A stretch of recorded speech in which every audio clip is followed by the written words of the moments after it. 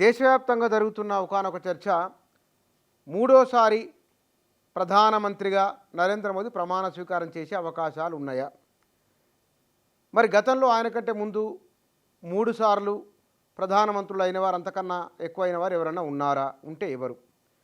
1952 సాధారణ ఎన్నికల నుంచి మొదలుకుంటే ఇప్పటి వరకు 32 ఏళ్ల పాటు పరిపాలన తండ్రి కూతురు కలిసి ఉన్నది నెహ్రూ, ఆ తర్వాత ఇందిరాగాంధీ.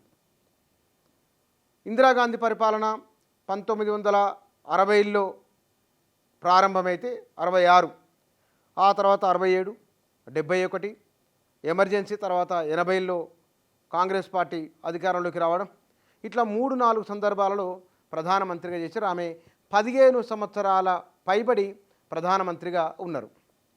1950-47 సంవత్సరం వస్తే తాత్కాలిక ప్రధానమంత్రిగా నెహ్రూ, 52 ఎన్నికల్లో ఆయన్ని ప్రధానమంత్రిగా ప్రమాణ స్వీకారం చేసిండ్రు. 57 ఎన్నికల్లో కూడా నెహ్రూనే ప్రధానమంత్రిగా ఉన్నారు. 62 ఎన్నికల్లో కూడా ఆయన్నే ప్రధానమంత్రిగా ఉన్నారు. మొత్తం 4 సార్లు ప్రధానమంత్రిగా ఉన్నారు. ఆయన 16 సంవత్సరాల 9 నెలల 14 రోజుల పాటు ఉన్నారు. ఇందిరాగాంధీ 15 సంవత్సరాల 11 నెలల 7 రోజులు. ఆ తర్వాత 1996లో అటల్ బిహారీ వాజ్పేయి ప్రధానమంత్రి కావడం, ఆయన 3 పర్యాయాలు ఉన్నారు. 1996, 98, 99 3 సార్లు ఆయన ఉన్నారు. 2004 నుంచి 2014 మొత్తం 10 ఏళ్ళ 4 రోజుల పాటు ప్రధానమంత్రిగా కొనసాగినరు అటల్ బిహారీ వాజ్పేయి. ఆ తర్వాత మన్మోహన్ సింగ్ 2014, 2009 ఆయన 10 సంవత్సరాల పైబడి ఉన్నారు. నరేంద్ర మోదీ 10 సంవత్సరాల 10 రోజులు. మన్మోహన్ సింగ్ ఆ తర్వాత నరేంద్ర మోదీ వరుసగా బ్యాక్ టు బ్యాక్ ఇద్దరు ప్రధానమంత్రులయ్యారు. ఈసారి మూడోసారి కనుక నరేంద్ర మోడీ ప్రధానమంత్రిగా ప్రమాణ స్వీకారం చేస్తే ఇందిరాగాంధీ, నెహ్రూ, వాజ్పేయి తర్వాత 4వ వ్యక్తిగా మూడోసారి ప్రధానమంత్రి అయిన వారిగా రికార్డు సృష్టించే అవకాశం ఉన్నది.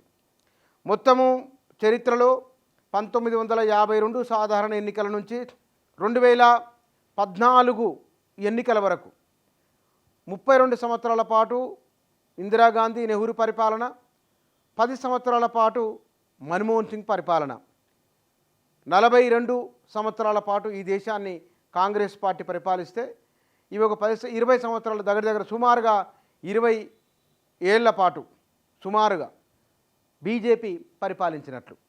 ఇప్పుడు నరేంద్ర మోదీ కనుక మూడోసారి ప్రధానమంత్రి అయితే చరిత్రలో వరుసగా 3 పరిపూర్ణమైన కాలాన్ని పూర్తి చేసుకున్న లేదా కొనసాగింపుగా దానికి కంటిన్యూషన్గా ఉన్న ప్రధానిగా నరేంద్ర మోడీ చరిత్ర సృష్టించే అవకాశం ఉన్నది.